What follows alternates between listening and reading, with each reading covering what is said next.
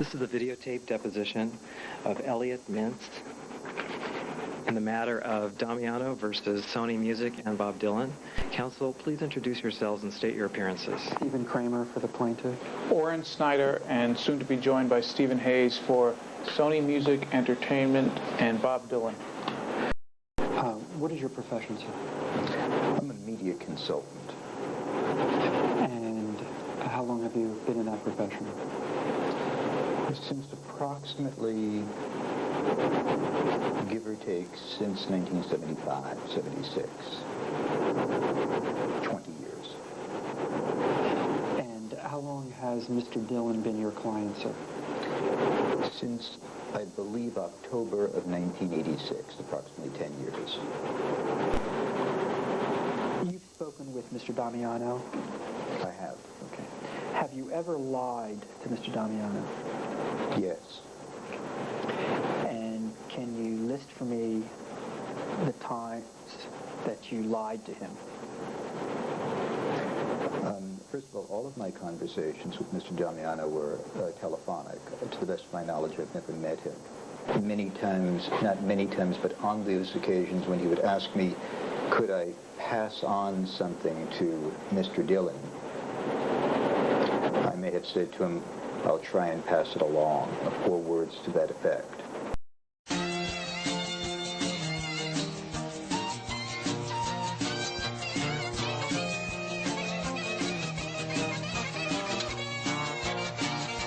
He just grabbed it out of his hand and started to read the song for him. And he was very impressed by the song.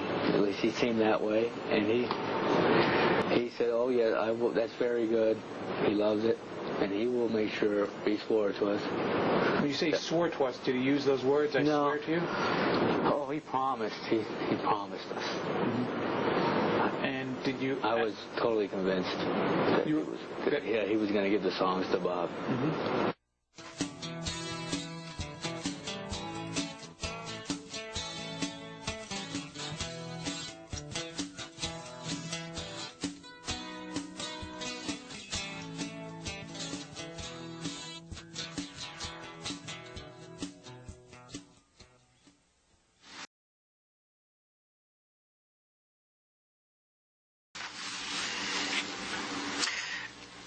Let's go back to the Jones Beach concert, if we may, to the time when you offered the tickets to Mr. Damiano before the concert actually took place. Okay.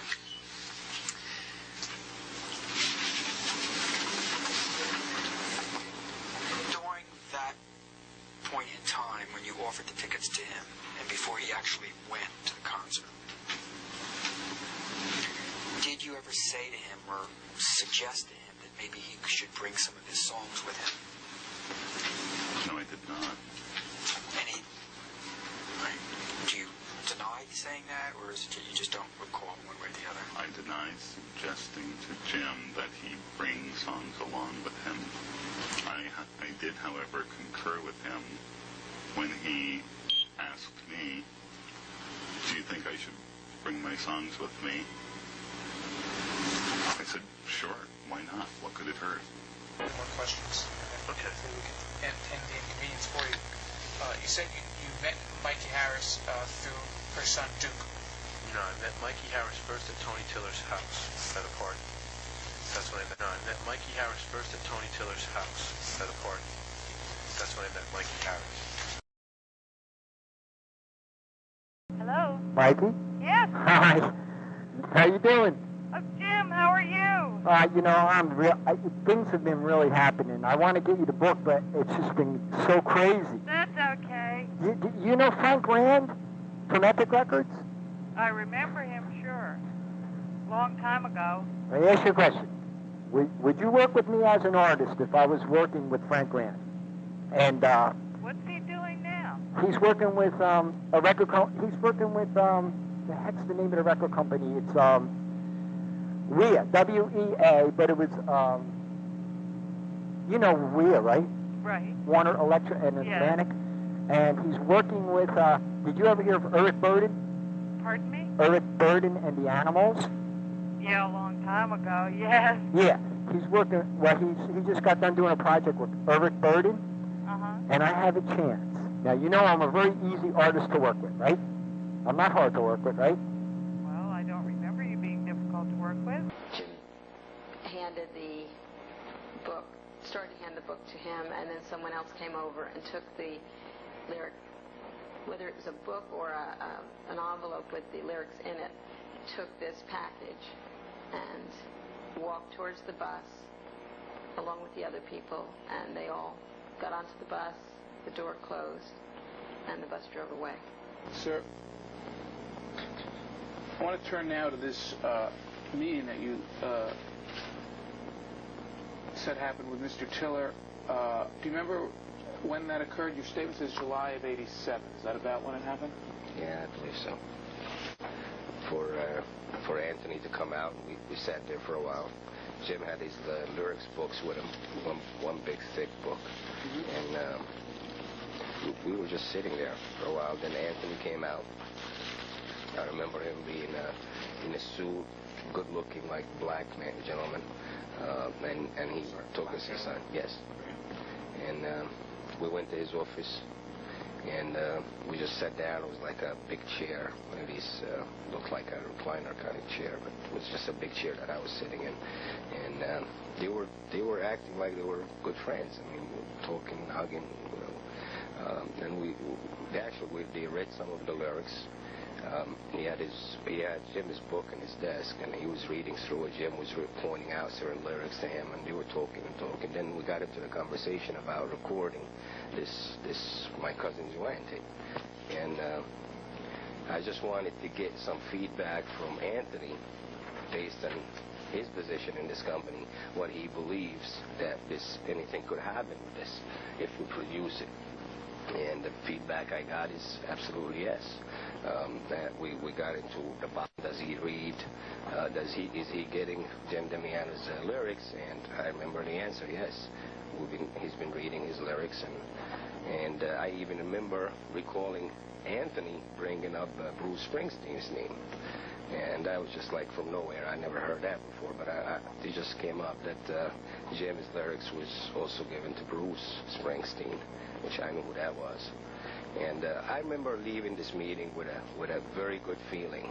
Okay, I was convinced by Anthony is if I produce this record, if I pay for it, that it could end up being a very big hit. Okay, sir. And that's basically what happened at the meeting? That's basically it. I left there with very good vibes. And if you could tell us what the office looked like in a little more detail. Were there records on the wall?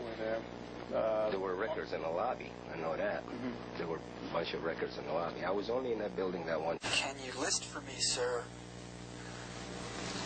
what other songwriters, other than Mr. Damiano, whose material you had on any shelf in your office while employed either by CBS or Sony? Songwriters. Do the Gershwins count? Appreciation, anything. Tokens of appreciation. Or gifts, anything that you can think of. None that I can recall, but if I did it as a friend to a friend, because I considered Jim a very good friend. And I occasionally give my friends things as my friends give me things. Okay. And do you recall, let me try to refresh your recollection, if I may. I deny suggesting to Jim that he bring songs along with him. I did, however, concur with him when he asked me, do you think I should bring my songs with me? I said, sure, why not? What could it hurt?